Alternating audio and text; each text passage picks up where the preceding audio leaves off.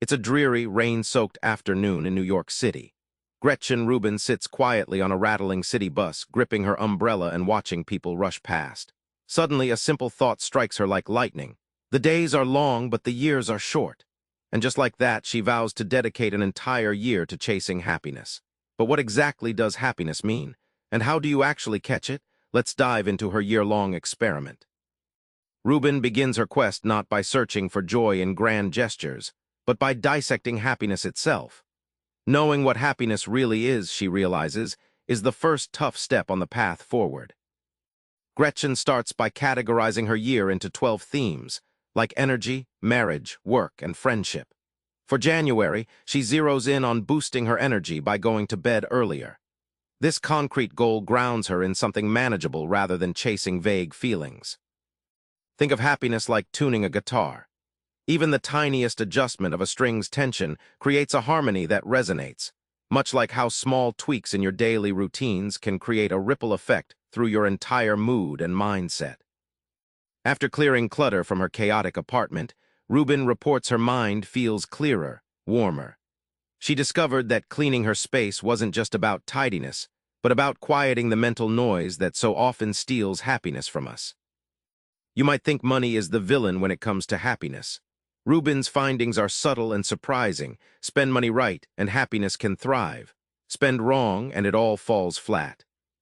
Rubin recounts spending a bit more on a weekend trip to a quiet Amish town in Pennsylvania.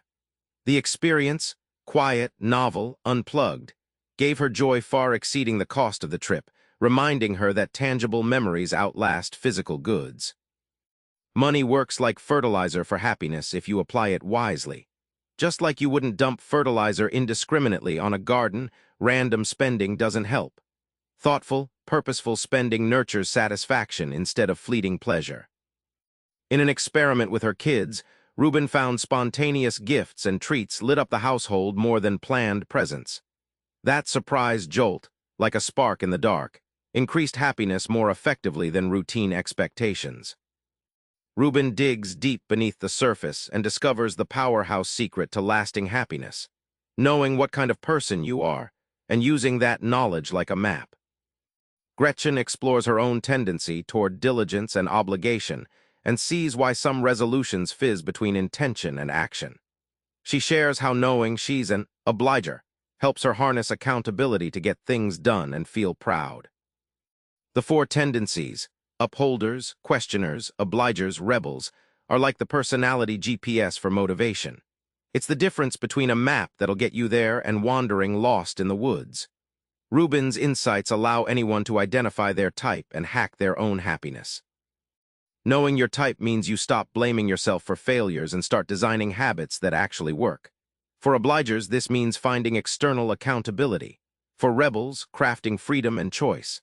The payoff? Suddenly your happiness plan fits you, not the other way around. Remember that inch-long moment on the rainy bus? Gretchen Rubin's journey shows us that happiness isn't some grand, elusive prize. It's the accumulation of thoughtful, everyday choices. Start by defining one small, concrete change today. Maybe declutter your desk or schedule a surprise for a friend. Your happiness project begins when you hit play on your own story. Subscribe for more book summaries like this one.